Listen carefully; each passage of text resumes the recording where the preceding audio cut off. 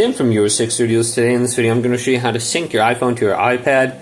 Just go to settings right here, then go up to your name, tap this, and then going down to iCloud.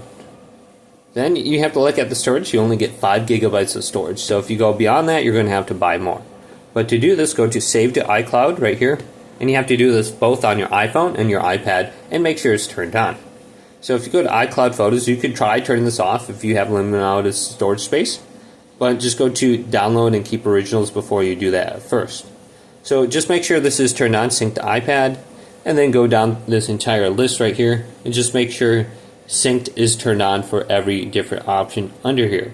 You can even do this for messages. So if you go to messages in iCloud and turn this on, you might want to turn on iMessage settings, and this will allow you to get messages from your iPhone over to your iPad. So on your iPhone, just go on down on the left here and go to apps, then go to messages, and there should be an option for you to turn on iMessages under this menu. Now on my iPad it doesn't show up. I have to sign in and stuff first, but turn on iMessages, turn on iSync, and you should be good to go. Hopefully this video did indeed help you out.